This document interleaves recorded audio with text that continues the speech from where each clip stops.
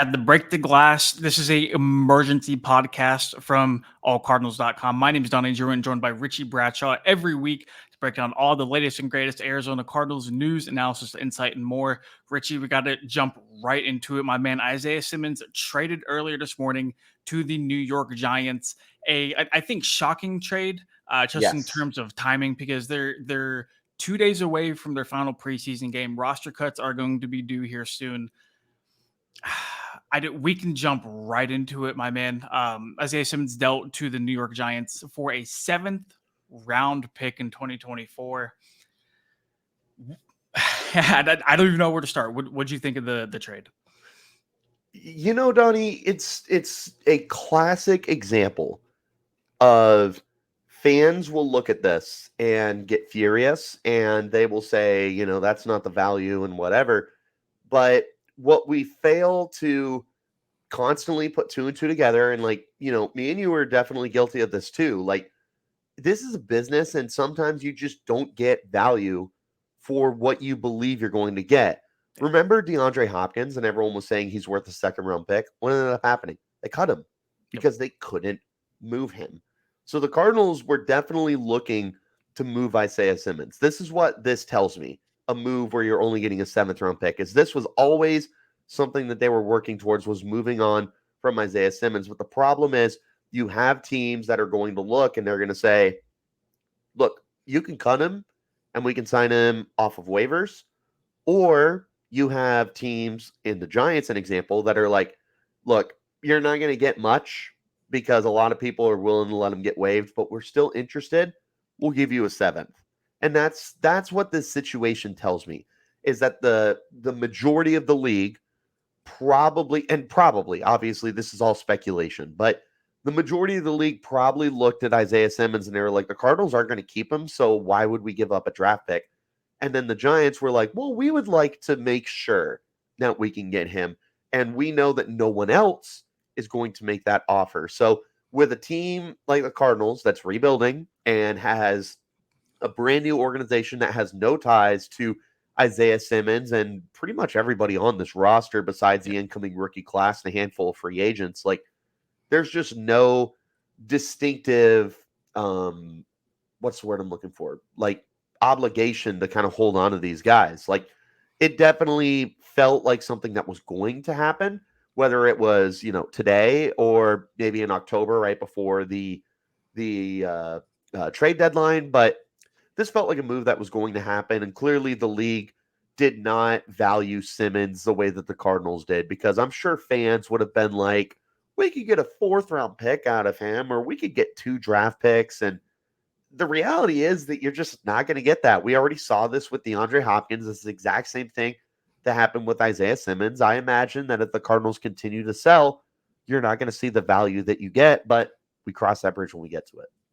Right. And I think I already touched on it a little bit. I think the timing of this was really interesting to me because I mean, to be honest, like, we're at the facility and you kind of feel a buzz because if you go back and you watch his game against the Kansas City Chiefs in preseason, awful. Awful. Like did not pass the eye test, did not pass the analytics test. I mean, Pro Football Focus graded him as a 26.2 out of 100, which is the absolute worst of any player that That's touched the pretty field for bad. the Cardinals. Yeah, that's terrible. It's not even Um, failing. That is failing with style. right? Yeah, that's like you're not even putting your name on top of the quiz to get 50 points, right? Like it's just magical in all of the wrong ways. I did not think they were going to trade Isaiah Simmons this year. I will be very, very honest with you. I thought they would have tried to at least squeeze one more season out of him and then let him walk in free agency after declining his 5th-year option. Especially right now, I mean, they've already kind of rolled out a game plan with him being a single high safety with, Jalen Thompson in the slot and Buda Baker as that like other traditional safety. I think I sent the message. I think this morning was sending a message not only to the fans, to the NFL, but also their own players. And I think you hit the nail on the head perfectly. We do not care who you are. We do not care what 40 time you ran at the combine. We don't care what you did in college. If How high you were you drafted. Right. If you do not fit in our future plans and you are not going to be a good football player, we do not want you. Saw it with DeAndre Hopkins. We saw it in free agency when they let both Byron Murphy and Zach Allen walk. We see it now with Isaiah Simmons again. A lot of fans are going to be very, very upset at the compensation back. And I would like to echo the sentiment that you had just brought. The sunk cost fallacy of holding on to Isaiah Simmons for one more season because you took him at number 8 overall and because you're only getting a 7th round pick in exchange for him, not worth it. Not Agree. worth it at all. You are trying to build a new culture. You are trying to establish a new identity. And Isaiah Simmons, let's keep it a buck, man. Isaiah Simmons came into the league with all of the potential in the world. 3 years later, he's still potential. You cannot continue to value potential. At some point, you need results. And I love what you mentioned about how it's like sunk value cost, right? And if you had decided to hold on to him simply because he was a former number 8 overall pick, he was a top 10 pick, he was the highest drafted linebacker that year, I believe, unless that was Devin White's draft class. It might have been. I can't remember. But bottom line, Donnie, is this is not the way you build football teams, and this is not the way you rebuild. Quite frankly, honestly, you should be happy as fans to have gotten anything out of him because there's a very good chance that Simmons could have walked after this year when he didn't play well, and then he doesn't get signed initially in free agency, and he signs later in the summer or before the season starts, and you don't get a compensatory pick out of him. Yep. This is a best case scenario. I understand it's only a 7th round pick. You should be happy you got anything because who knows? Maybe you could use that 7th round pick to move up into the late 6th round and take a kid that maybe you really liked and value as a special teams player. Maybe you're able to just get another guy that is able to build that depth. Like just because it's a late round pick doesn't mean that there's no value to it. There are still value in draft picks and late round draft picks. If you're able to hit on them, are where you can start building core special teams players, where you can start building some depth and all sorts of good stuff. I mean, we look at this draft class and some of the late round draft picks we saw, like is it not Kavari Russell? Who's the Louisville corner For the Cardinals? Yeah, that they drafted this year. What is it? Keitrell Clark. Yeah, Keitrell Clark. Keitrell Clark right now projects as the opposite starting corner of Marco Wilson. And on top of that train, Richie, Clayton Tune might be your day 1 starter for the Cardinals.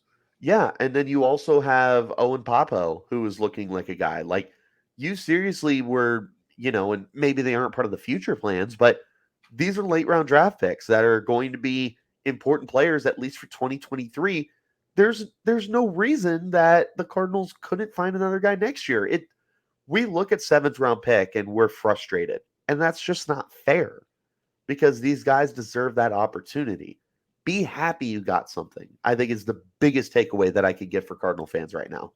So we've heard from you. We've heard from me.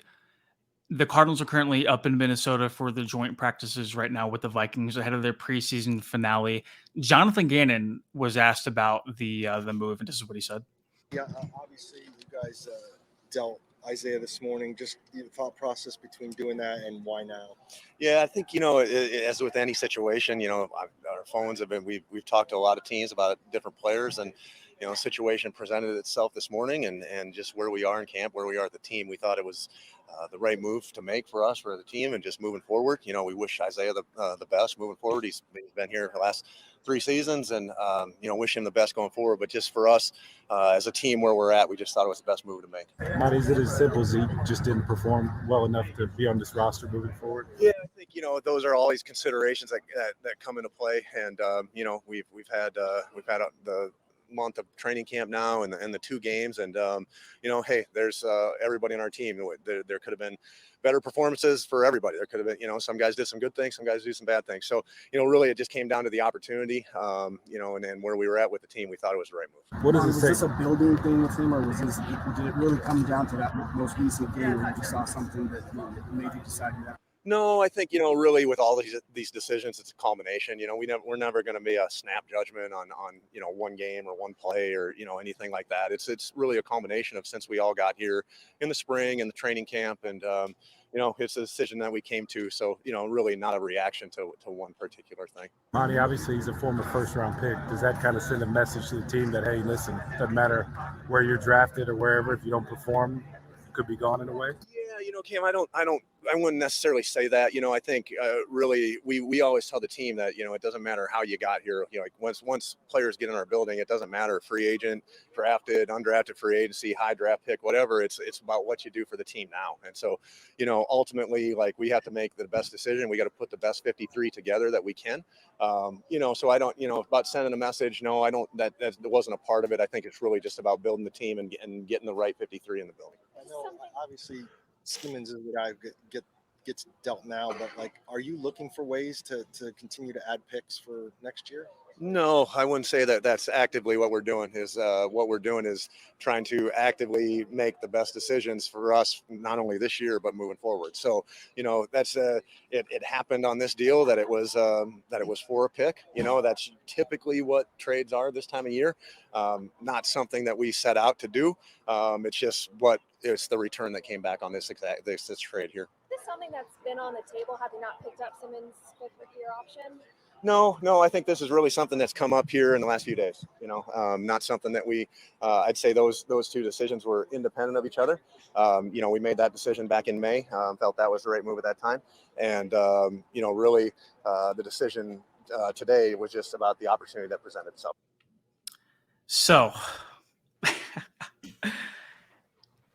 I think this is a move that was thought about for a while. I think when they watched the Kansas City tape, I think they saw the lack of effort. I think they saw many of the problems that Cardinals fans have seen just in terms of Simmons being in coverage and Simmons being a liability. And when Austin Fort said, we're just trying to get the right 53, I think that was indicative of Simmons' not only performance, but his effort, like I just said, and just overall where he fits with the team moving forward. If you were to listen to that, and if you were to watch Simmons play and you didn't know Isaiah Simmons was the number 8 overall pick 3 years ago, you would tell me he was not going to make the team. And that goes back to, it doesn't matter who you are, it doesn't matter where you came from. If you're not going to be a guy, we don't want you.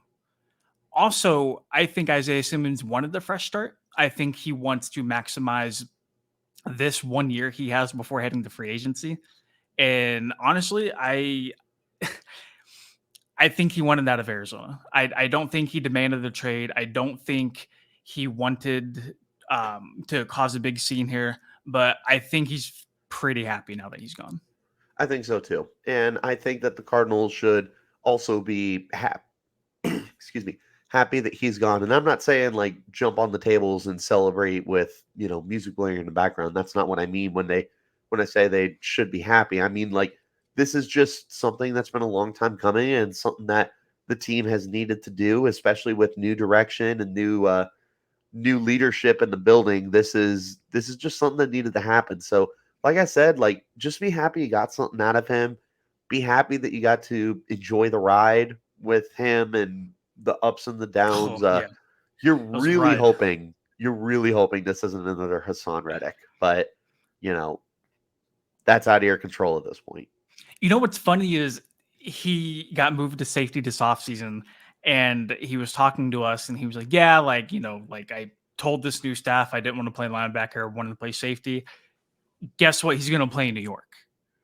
Defensive end. Linebacker.